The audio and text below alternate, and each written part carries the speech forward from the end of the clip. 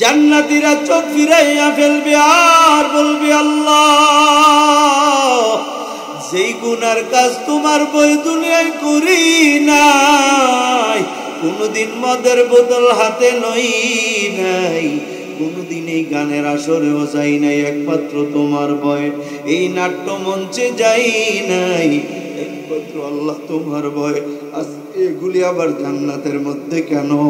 আল্লাহ তাআলা বলে, দিবে তুম, আমি দেখলাম দুনিয়াতে আনন্দ করতে পারো না আমার ভয়ে, দিবে তুম, এখন জান্নাতে আনন্দ করো, যা মন চায় তাই করো, আর গুনাহ হবে না, আর বাধা দেওয়াও হবে না। জোরে বলেন সুবহানাল্লাহ। মুসলিমা আও কামা ক্বালান নবিয়্যু আলাইহিস সালাতু ওয়াস সালাম।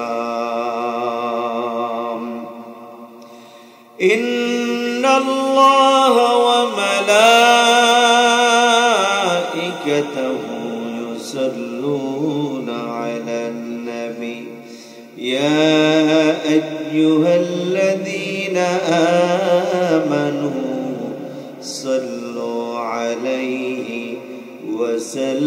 وسلموا تسليما اللهم صل على سيدنا ونبينا وشفيعنا وحبيبنا ومولانا محمد صلى الله عليه وعلى آله وأصحابه وبارك وسلم. اللهم صل على روح محمد في الأرواح وعلى جسد محمد في الأجساد وعلى قبر محمد في القبور. ذكر حق آمد غذاء روح را، ذکر حق آمد غذاء روح را، مرحبا مد ای دل مجروح را، مرحبا مد ای دل مجروح را. خیال ما سوا باشد نمارا، خیال ما سوا باشد نمارا. زهر مکن تجلی آشکارا، زهر مکن تجلی آشکارا. فکر باطل کو ہٹا دے دل سے راب، فکر باطل کو ہٹا دے دل سے راب. ذکر میں تیرے لگا دے روز و شب، ذکر میں تیرے لگا دے روز و شب. لا الہ الا اللہ، لا الہ الا اللہ، لا الہ الا اللہ، لا الہ الا اللہ، لا الہ الا اللہ، لا الہ، لا الہ الا اللہ محمد رسول اللہ رب اشرح لي صدري ويسر لي أمري واحلل عقدة من لساني يفقهوا قولي سبحانك لا علم لنا إلا ما علمتنا إنك أنت العليم الحكيم देखा दे इलाही मदीना की से बसती है देखा दे इलाही मदीना की से बसती है जहाँ रात दिन रहमते मौला बरसती है जहाँ रात दिन रहमते मौला बरसती है।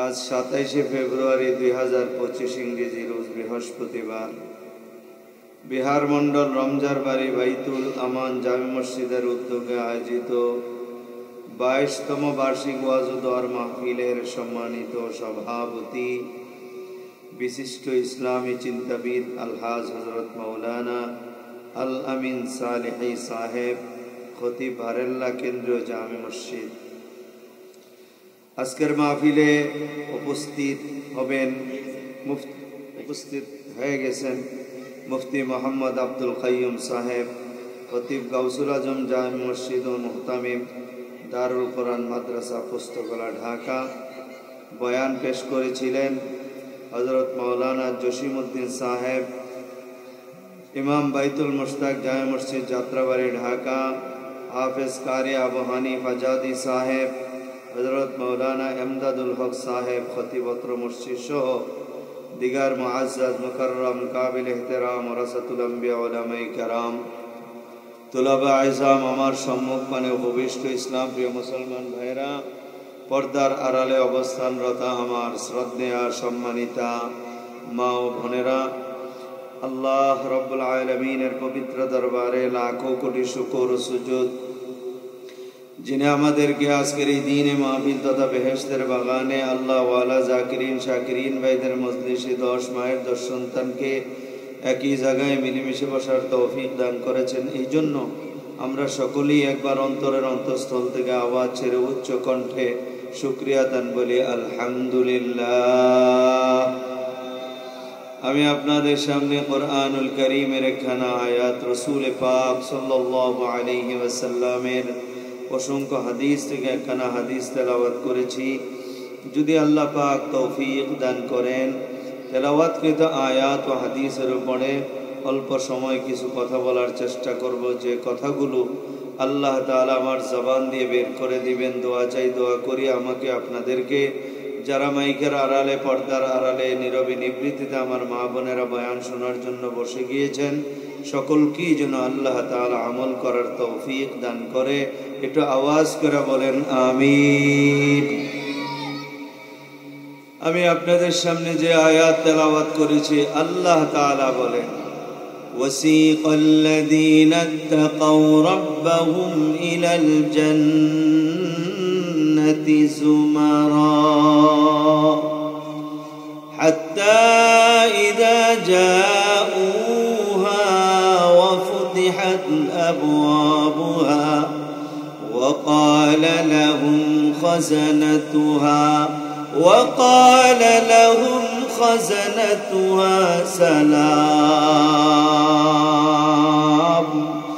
سلام عليكم طبتم فادخلوها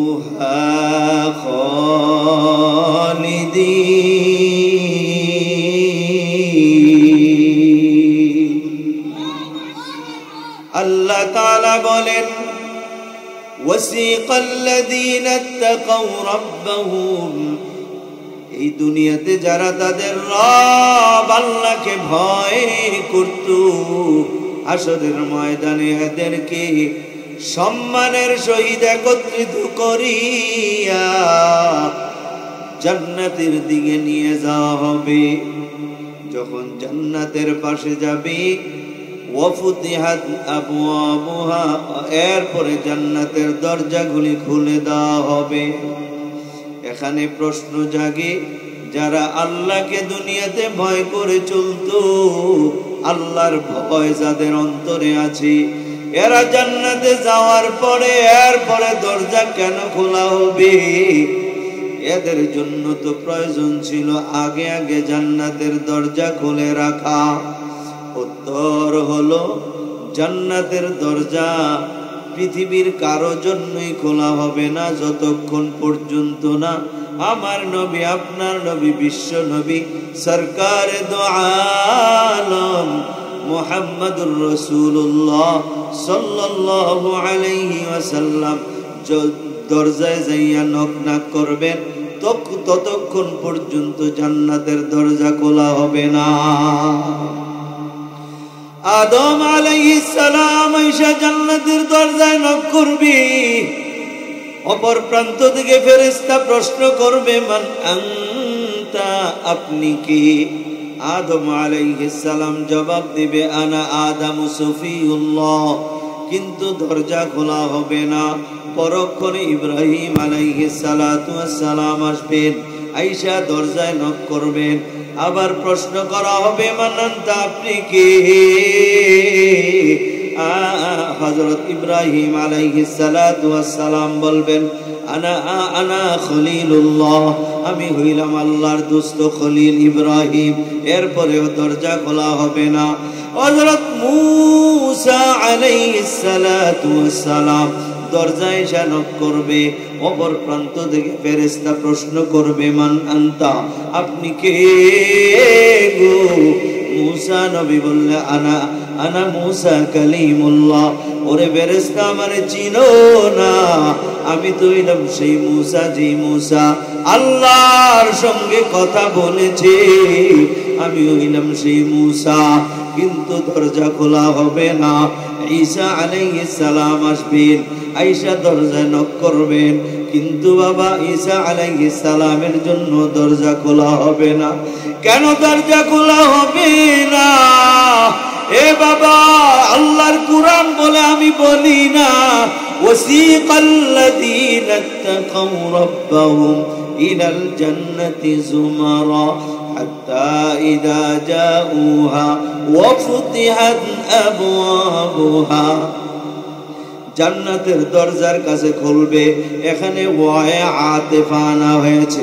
ওয়ায়ে আতিফা আনার কারণে বোঝা যায় সাথে সাথে খোলা হবে না, আসবে তারপরে খুলবে। তাহলে কার অপেক্ষায় জান্নাতের দরজা খোলার বাকি থাকবে? প্রশ্নের উত্তর হলো, তাফসীরের কিতাবের মধ্যে আসছে রে বাবা, আখিরি নবী মুহাম্মদুর রাসূলুল্লাহ সাল্লাল্লাহু আলাইহি ওয়াসাল্লাম যতক্ষণ পর্যন্ত আয়েশা জান্নাতের দরজায় না দাঁড়াবে, দরজা খোলা হবে না, বলা যাবে নি সুবহান। এ বাবা, নবীর উম্মতেরা জান্নাতের দরজার কাছে যাইয়া দাঁড়ায় থাকবি। কোন উম্মতেরা জানুনি?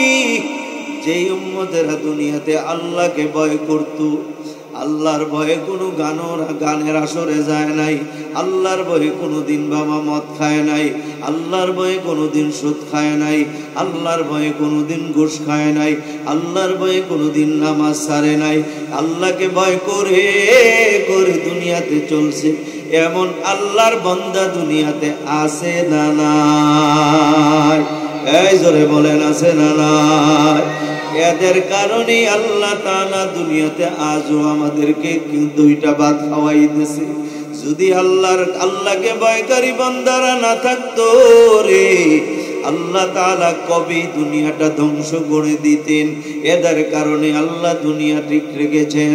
এই আল্লাহকে ভয়কারী বান্দারা যখন জান্নাতের কাছে যাবে, দেখবে জান্নাতের দরজা লাগানো, ফেরেশতারা ডাক দিয়া বলবে, ও আখির নবীর উম্মতেরা, জান্নাতের ডান দিকে দাঁড়াও। ওই জায়গায় বাবা একটা গাছ হবে, শাজারাতান তাফিলা, লম্বা একটা গাছ হবে। কত লম্বা! এই গাছের ছায়াটা যদি কোনো একটা দ্রুতগামী ঘোড়া দিয়া দৌড়ায়, 500 বছর দৌড়াইলেও ওই ছায়া দৌড়াইয়া শেষ করতে পারবে না। এবার বোঝো গাছটা কত বড় হবে। ওই গাছের নিচে আমাদেরকে দাঁড় করানো হবে। এ বাবা, ফেরেশতারা ডাক দিয়া বলবে, ও আখির নবীর উম্মতেরা, তোমাদের কারো চুল পেকে গেছে, কারো চামড়া বটে গেছে, তোমরা কারো কারো কোমর বাঁকা হয়ে গেছে, জান্নাতে এভাবে যেতে পারবা না।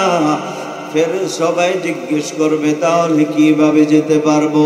ফেরেশতা বলবে, ডান দিকে একটা নদী দেখা যায়, ওই নদীর মধ্যে তোমরা সবাই নেমে পড়ো, ওই নদীতে যাইয়া তোমরা ডুব দাও। সবাই একসঙ্গে ওই নদীতে ডুব দিবে রে বাবা। যখন ওই নদী থেকে ডুব দিয়ে বাবা উঠবে, তখন দেখবে তারা ঈসা আলাইহিস সালামের মতো 33 বছরের যুবক হয়ে গেছি।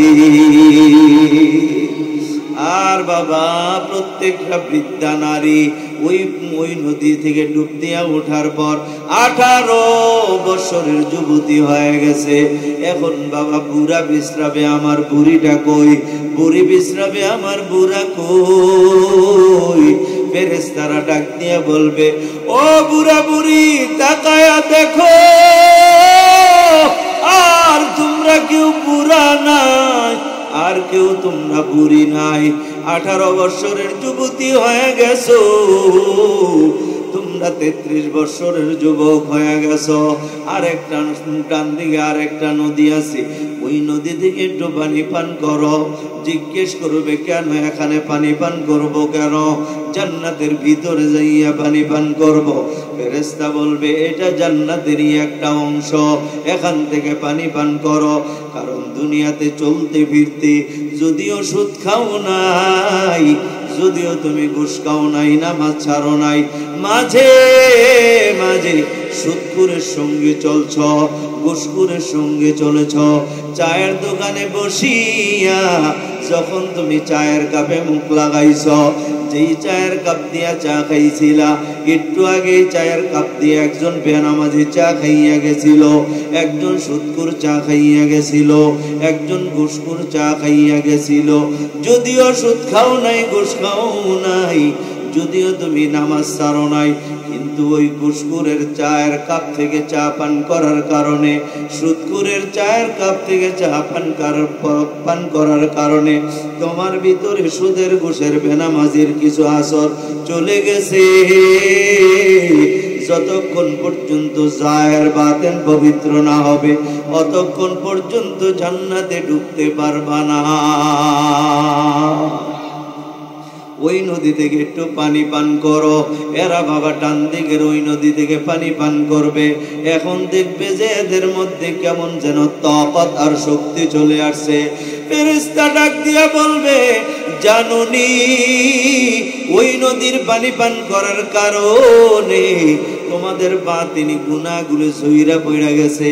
আর দুনিয়ার 100 শক্তিশালী পুরুষের যৌবন একত্রিত করলে যতটুকু হবে রে, অতটুকু যৌবন আল্লাহ তাআলা তোমাকে দিয়ে দিয়েছে। এমন সময় দেখবে বাবা, চুলগুলি উস্কো খুস্কো, চেহারাটা পূর্ণিমার চাঁদের মতো ঝলমল। এত সুন্দর চেহারা ইতিপূর্বে দেখা যায় নাই। এমন একটা লোক আইসা জান্নাতের দরজায় দাঁড়াবে, জান্নাতের দরজায় নক করবে। অপর প্রান্ত থেকে জিজ্ঞেস করবে, মান আনতা? এই পাশ থেকে জিদ জবাব দেবে, আনা মুহাম্মাদুর রাসূলুল্লাহ। বলেন সাল্লাল্লাহু। সঙ্গে সঙ্গে দরজা খুলে যাবে। আল্লাহ তাআলা এই কথাটাই বলেন, ওয়াফুতিহাত আবওয়াবুহা, আখিরি নবী আসবেন, অতঃপর জান্নাতের দরজা খোলা হবে, আওয়াজ করে বলা যাবেনি আলহামদুলিল্লাহ। বুঝে থাকলে বলেন বাবা, জান্নাতের দরজা সর্বপ্রথম কার জন্য খোলা হবে? বলেন কোন নবী? ঈসা নবী, ইব্রাহিম নবী, আদম আলাইহিস সালাম? তারা কি কম নি? কিন্তু দরজা তো খোলা হবে না। খোলা হবে কার জন্য আগে? আমরা সেই নবীর উম্মত। বলেন আলহামদুলিল্লাহ। আর একটু জোরে বলেন আলহামদুলিল্লাহ। এই নবীর উম্মত হতে পেরে কে কে খুশি? দুইটা হাত উঠায় দেখায়, দুটা হাত উঠান, দুনো হাত। এই নবীর উম্মত হয়ে যে খুশি হইছেন, এটা আল্লাহ পাক দেখুক। আমি আল্লাহর কাছে দোয়া করি, হাতগুলি উঠায় রাখেন। আল্লাহ, তোমার বান্দারা আখিরে নবীর উম্মত হতে পেরে গো বড় খুশি, তাই তোমার হাত উঠাইয়া দেখা দেয়। আসরের ময়দানে আমাদের সবাইকে ওই নবীর সুপারিশ নসিব কইরো, জোরে কোন আমিন। ও আল্লাহ, ওই নবীর সঙ্গে আমাদেরকে তোমার জান্নাতে যাওয়ার তো বলেন আমিন। হাত নামান। ওই নবীর উম্মত হওয়ার পরে কিছু কাজ আছে না নাই? দাড়ি চাইছা নবীরে মাঝে মাঝে কলিজায় আঘাত দিবা, এটার নাম কি উম্মত নি? যারা তো তার দাড়ি চাচ্ছে এরা নবীর দুশ্মন। এরা কি রাগ হইলেন? দাড়ি ছাড়ারা কয় হুজুর এটা কি কই কইল জিগান হুজুর করে। যারা নবীজি জীবনে কোনোদিন দাড়ি চাচ্ছেন নাই, চাচ্ছেন, শুনছেন এমন? এই দাড়ি চাচ্ছেনও নাই, ছাটেনও নাই, কাটেনও নাই। যারা নবীকে ভালোবাসে, নবীর উম্মত বলে দাবি করে, এরা কোনোদিন দাড়ি ছাটবেও না, কাটবেও না। কথা ঠিক কিনা? যারা কাটবে আর ছাটবে, এরা নবীর উম্মত দাবি করা সম্পূর্ণরূপে নিষেধ। করতে পারবেন না, কারণ আপনি উম্মত নামের এক নম্বরের ধোঁকাবাজ। কথা ঠিক কিনা? মাঝে মধ্যে না কুই ভালো। আমি গেলাম জামালপুরে ওয়াজ করতে, 29 ফেব্রুয়ারি জামালপুর। আমার আগে এক নেতা আসছে, উনি একটু দোয়া নিবে। নেতা, নতুন নেতা আছে না, এখন পুরান গেছে, নতুন আসছে। নতুন নেতা উঠছে, দোয়া চাবে। উনি ওয়াজ শুরু করছে, ওয়াজ করতে করতে 40 মিনিট আমারে বসায় রেখা। তাকায় দেখলাম মাশাআল্লাহ থোতাটা সাইচ্ছা পিস দুনার মতো একবার ফ্রেশ বানায় রাখছে। এমন দাড়িসা শূন্য নেতারা ওয়াজ করলে মানুষের মুখে হাসি পায়নি কম? এ ওয়াজ করতেছে আর মানুষ হাসতেছে, এবারে কি ওয়াজ করে দাড়ি নাই? একজন কয়ে বলে নবীর উম্মতের হাতে ধরা পায়ে ধরা বলিয়া যায়, আমার নবীর আদর্শগুলো নিজের শরীরে লাগাও, নবীর ভালোবাসা দিয়া মনটা ভরে ফেলো, নবীর সুন্নত দিয়া দেহটা সুন্দর করে ফেলো। এই অবস্থায় যদি মারা যাও, কবরে যাওয়ার পরে যখন ফেরেশতারা প্রশ্ন করবে মান হাদার রাজুল আল্লাযী বুইসা ফীকুম, এরে এই লোকটা কে রে যাকে তোমাদের মাঝে পাঠানো হয়েছিল? ওই সময় নবীর আশিকরা কি বলবে জানেন? এ ফেরেশতা তুই কি বোকা?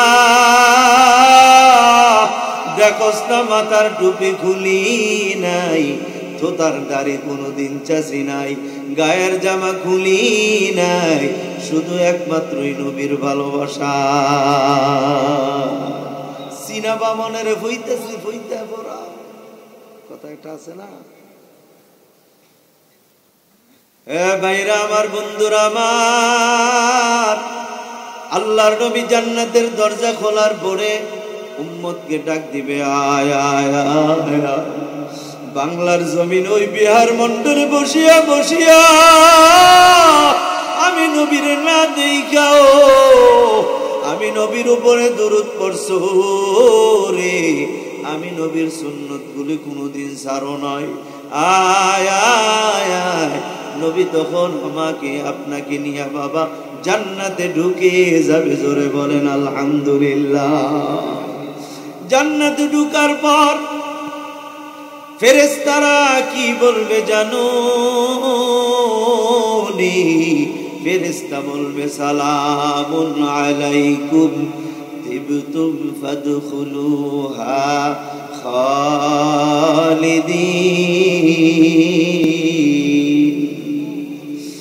ফেরেশতারা বলবে সালাম, তোমাদের সবাইকে সুস্বাগত, তোমাদেরকে অভিবাদন। এ বাবা, তখন সালাম জানানোর পরে এরা দেখবে একদিকে নাট্য মঞ্চ দেখা যায়, আর একদিকে বাবা গানের আসর জমছে, অন্যদিকে মদের আসর জমছে, কত গুনার কাজ। সুন্দরী সুন্দরী নারীরা পাতলা পাতলা কাপড় পরে দাঁড়াই রইছে। কেমন সুন্দর জানো নি? এই দুনিয়ার সমস্ত সুন্দরী মহিলাদেরকে একত্রিত করলে, এদের সব সৌন্দর্য একত্রিত করলে ওই নারীদের নখের সৌন্দর্যের সমান হবে না। জান্নাতীরা চোখ ফিরাইয়া ফেলবে আর বলবে আল্লাহ, যেই গুনার কাজ তোমার বই দুনিয়ায় করি নাই, কোনদিন মদের বোতল হাতে নই নাই, কোনদিন এই গানের আসরেও যাই নাই, একমাত্র তোমার ভয়ে এই নাট্য মঞ্চে যাই নাই, একমাত্র আল্লাহ তোমার ভয়ে। এগুলি আবার জান্নাতের মধ্যে কেন? আল্লাহ তাআলা বলে দিবে তুম, আমি দেখলাম দুনিয়াতে আনন্দ করতে পারো না আমার ভয়ে, দিবে তুম এখন জান্নাতে আনন্দ করো, যা মন চায় তাই করো, আর গুনাহ হবে না, আর বাধা দেওয়া হবে না। জোরে বলেন সুবহান। ভাইরা আমার, জান্নাতীরা আনন্দ ফুর্তি করতে শুরু করবে। এমন আনন্দ, এ বাবা আনন্দে মেতে উঠবে, সব ভুলে যাবে। হঠাৎ করে বাবা এদের মধ্যে পাগলামি দেখা দিবে। এরা বলবে জান্নাতু দুযুখ সে আরব क्या करो, जन्नतु दोज़ख से यारब क्या करो, आरज़ू है हम तुझे देखा करो, आरज़ू है हम तुझे देखा करो। भूरे गलमा जतने नेमत है तू, भूरे गलमा जतने नेमत है तू, सबसे बढ़कर नेमते दीदार तू, सबसे बढ़कर नेमते दीदार तू। अल्लाह ताला डाक दिए बोलबे, ओ জান্নাতীরা এত পাগলামি কেন করতেছো? পাইনা এত নিয়ামত দিলাম, এত সুখ শান্তি দিলাম রে, এরপরে তো না তোমরা কেন এমন পাগলামি শুরু করলা? এরা বলবে আল্লাহ দুইটা কারণে। এক নাম্বার কারণ, এই জান্নাতে কয়দিন রাখবা এই ঘোষণাটা জানায় দাও, আবার বের করে দিবা। আল্লাহ তাআলা জবাব দিবেন, আল্লাহ তাআলা সালামুন আলাইকুম তিবতুম ফাদখুলুহা খালিদিন। ও বান্দা আমার, এই জান্নাতে তোমরা চিরকাল থাকবা, আর বের করা হবে না। সুবহানাল্লাহ। আর দুই নাম্বার কি বলো? ও আল্লাহ, তোমারে না দেখা নামাজ পড়লাম, তোমারে পাওয়ার জন্য কত মাহফিলে গেলাম পাইলাম না, মাদ্রাসায় গেলাম পাইলাম না, মসজিদে গেলাম পাইলাম না, কত দরবারে গেলাম পাইলাম না, শেষ পর্যন্ত মক্কায় মদিনায় গেলাম সেখানেও পাইলাম না। না দেখা তোমার ইবাদত করলাম, তোমার সেজদা করলাম, রুকু করলাম, তোমার তাসবিহ আদায় করলাম, তোমার জিকির করলাম। আজকেও জান্নাতে আইসা আড়াল থেকে শুধু কথা বলো গো, তোমারে তো দেখি না, তুমি কই? আল্লাহ তাআলা তখন পর্দা সরায় দিবে, জান্নাতের আমার আল্লাহকে দেখতে পাবে। জোরে বলেন না সুবহান। আল্লাহ পাকের দিদার নসিব হয়ে যাবে। ও আমার পর্দার আড়ালের আম্মা জানেরা, ও কলিজার টুকরা যুবক ভাই, ওই জান্নাতে যাওয়ার জন্য আমাকে আপনাকে একটা কাজ করতে হবে, সেটা হলো আল্লাহ পাকের ভয় অন্তরে ঢুকাইতে হবে। আল্লাহ পাকের ভয় না থাকার কারণে আজকে সুদখোর সুদ খায়, ঘুষখোর ঘুষ খায়, এ বাবা পরের হক মাইরা খায়, জুলুম করে এতিমের মাল মাইরা খায়, মা বাবারে সন্তান কষ্ট দেয়। সমাজের মধ্যে এমন সন্তান আছে রে বাবা, মা বাবা সারা জীবন কামাই রোজগার করে তারে খাওয়াইলো, এখন যে ছেলে যখন বড় হইল, বাবার কামাই বন্ধ হয়ে গেল, ওই সন্তান বিবাহ করার পর বউয়ের তালি শুই না, বউ নিয়ে এখন বাসা বাড়ি নিয়ে চম্পট, মা বাবার খবর রাখে না, এমন সন্তান আছে না নাই? এই জোরে কোন আছে না নাই? আল্লাহর কসম করিয়া বলিয়া যায়, কেমনে বুঝাইলে বুঝবেন?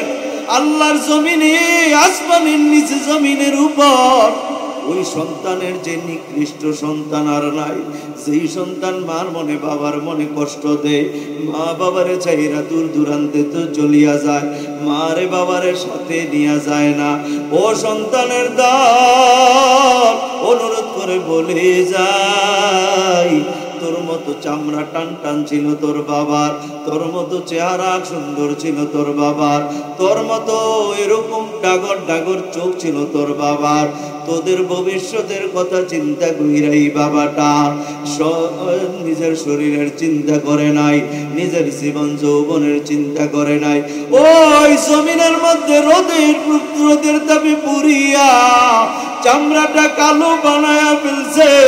ওই বাবা এখন বুড়া হয়ে গেছে রে, এখন আর কামাই রোজগার করতে পারে না, সারা জীবনের কামাই দিয়া তোরে লেখাপড়া কইরা বড় বানাইলো, কত বাবা সারা জীবন চাকরি কইরা ছেলেদের ভবিষ্যৎ গড়ল, কত বাবা ব্যবসা করিয়া ছেলের ভবিষ্যৎ গড়ল, লেখাপড়া করাইলো, ব্যাংকে টাকা জমাইলো, বাড়ি বানাইলো, জমি জোড়াইলো।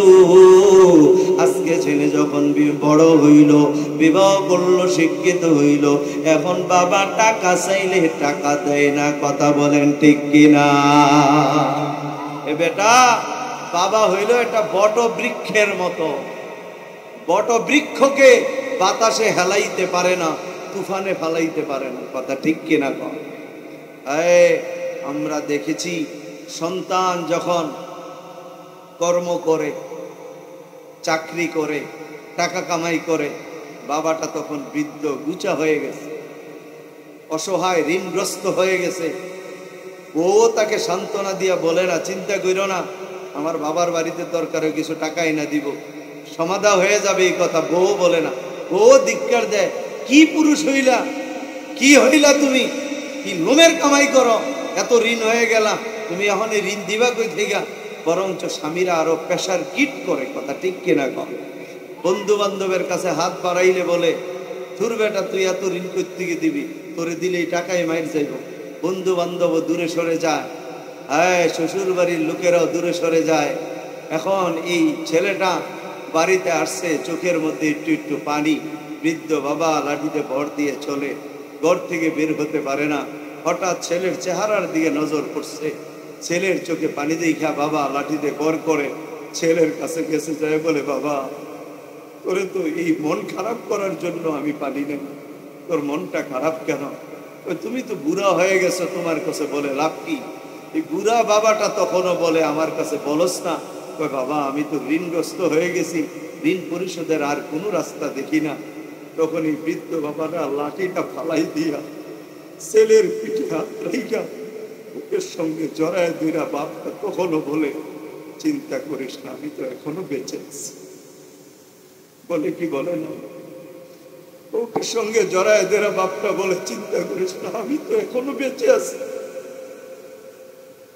ওই বাপ নিজের শেষ সম্পদ 4 শতক জায়গা ছিল, এখান থেকে যে ওই এলাকার একজন পয়সাওয়ালাকে ধরছে, তুমি আমার জায়গাটা নিতে হবে, তোমার তো উপকার জীবনে করি নাই, এই জায়গাটা নিতে হবে, এত টাকা দাম আসে, তুমি এত কম দিও, নিয়ে যাও।